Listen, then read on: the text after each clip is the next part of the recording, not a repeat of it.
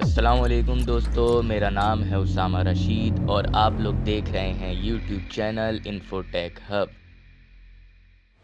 خندق کی فتح کے بعد آپ صلی اللہ علیہ وسلم نے فرمایا کہ اے مسلمانوں، اب کفار تم پر کبھی بھی حملہ نہیں کریں گے، اب تم ان پر چڑھائی کرو گے۔ پھر اس کے بعد رسول اللہ صلی اللہ علیہ وسلم نے ایک خواب دیکھا کہ رسول اللہ صلی اللہ علیہ وسلم خود اور تمام اصحاب خانہ کعبہ کا طواف کر رہے ہیں۔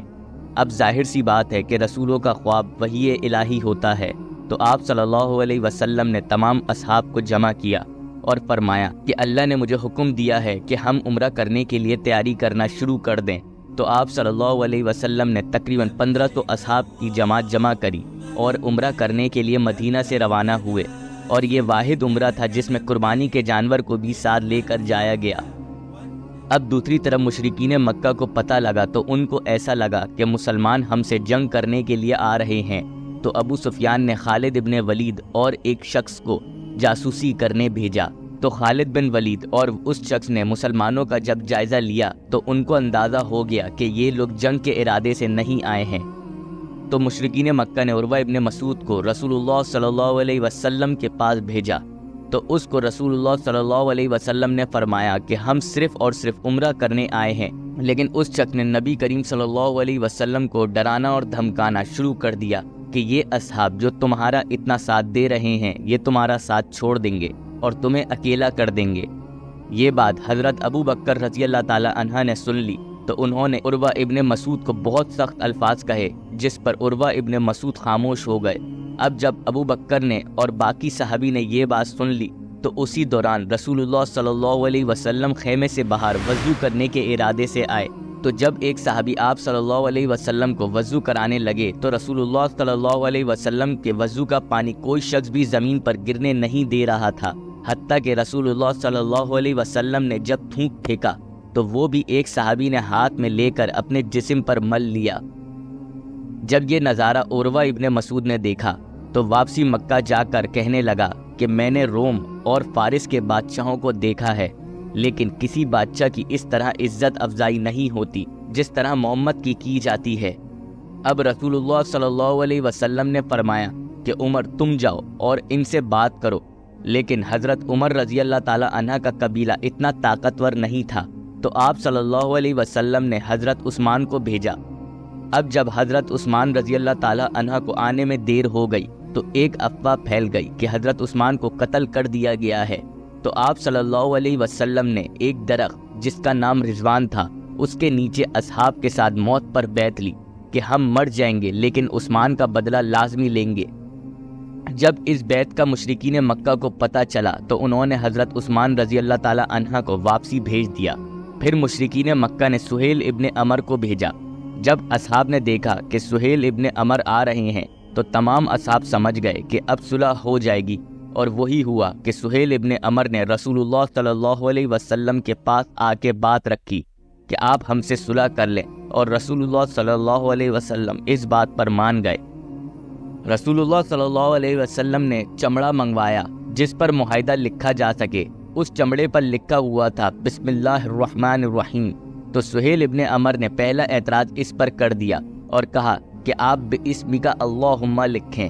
تو آپ صلی اللہ علیہ وسلم کے کاتب حضرت علی رضی اللہ تعالی عنہ تھے، تو آپ صلی اللہ علیہ وسلم نے اسی طرح لکھنے کا کہا تو حضرت علی نے اسی طرح لکھ دیا۔ پھر اس چمڑے پر لکھا ہوا تھا کہ یہ معاہدہ اللہ کے رسول محمد اور مکہ کے لوگوں کے ساتھ ہے۔ تو پھر سہیل ابن عمر نے اس پر بھی اعتراض کر دیا اور کہا آپ صرف محمد لکھیں۔ جب حضرت علی رضی اللہ تعالی عنہ کو کہا کہ محمد لکھ دیا جائے تو حضرت علی رضی اللہ تعالی عنہ نے قلم پھینک دی اور کہا کہ میں آپ کا نام نہیں کاٹوں گا۔ تو رسول اللہ صلی اللہ علیہ وسلم نے خود قلم اٹھایا اور محمد لکھا۔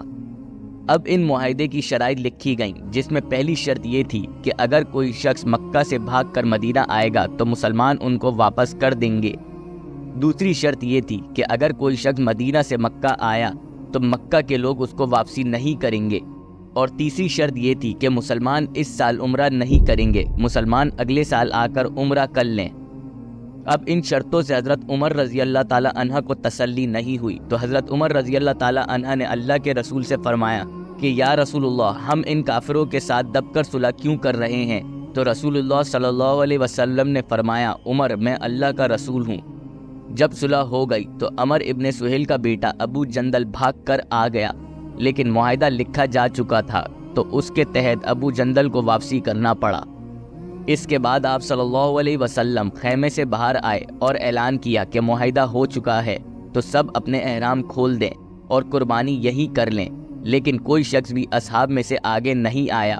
تو آپ صلی اللہ علیہ وسلم نے 3 مرتبہ اعلان کیا لیکن کوئی بھی آگے نہیں آیا۔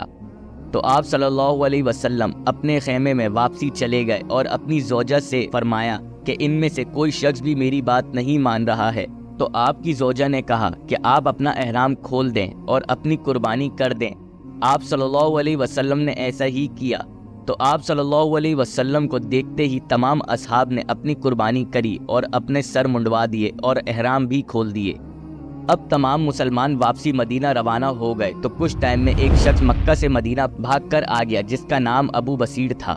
تو ان کے پیچھے ایک شخص آیا۔ رسول اللہ صلی اللہ علیہ وسلم نے ابو بصیر کو واپسی کر دیا، لیکن جب وہ واپسی جا رہے تھے تو وہ شخص اپنی تلوار کی تعریف کر رہا تھا، تو ابو بصیر نے دھوکے سے اس کی تلوار لی اور اس کو قتل کر کے واپسی مدینہ آ گیا۔ تو آپ صلی اللہ علیہ وسلم نے مدینہ میں رہنے سے ان کو منع کر دیا۔ تو ابو بصیر رضی اللہ تعالی عنہ نے سمندر کے کنارے پر پڑاؤ ڈال لیا۔ اب جب جتنے لوگ مدینہ آیا کرتے اور رسول اللہ صلی اللہ علیہ وسلم ان کو واپسی کر دیتے تو وہ سب لوگ ابو بصیر رضی اللہ تعالی عنہ کے ساتھ اسی جگہ بس جاتے۔ اب جب ان کی تعداد بڑھنے لگی تو ایک دن مکہ کے لوگوں کا تجارتی قافلہ اس جگہ سے گزر رہا تھا، تو ان لوگوں نے اس قافلے کو لوٹ لیا۔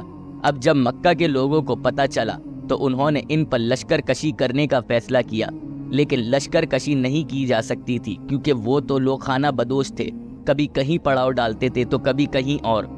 مشرکین مکہ نے آخر یہ فیصلہ کیا کہ عمر ابن سہیل کو بھیجا جائے اور رسول اللہ صلی اللہ علیہ وسلم سے درخواست کری جائے کہ آپ یہ معاہدہ ختم کر دیں۔ تو آپ صلی اللہ علیہ وسلم نے آخر اس پیشکش کو قبول کیا۔ رسول اللہ صلی اللہ علیہ وسلم نے عمار ابن یاسر کو بھیجا کہ ابو بصیر کو جا کے خوشخبری دی جائے، لیکن جب عمار ابن یاسر وہاں پہنچے تو پتہ چلا ابو بصیر حالت نزع میں ہیں اور وہ کچھ ہی لمحے بعد انتقال کر گئے۔ اگر آپ لوگوں کو ہماری یہ ویڈیو پسند آئی ہو تو لازمی ہمارے چینل کو سبسکرائب کر دیں۔ ابھی کے لیے ہمیں دیں اجازت، اپنا بہت سارا خیال رکھیے گا۔ اللہ حافظ۔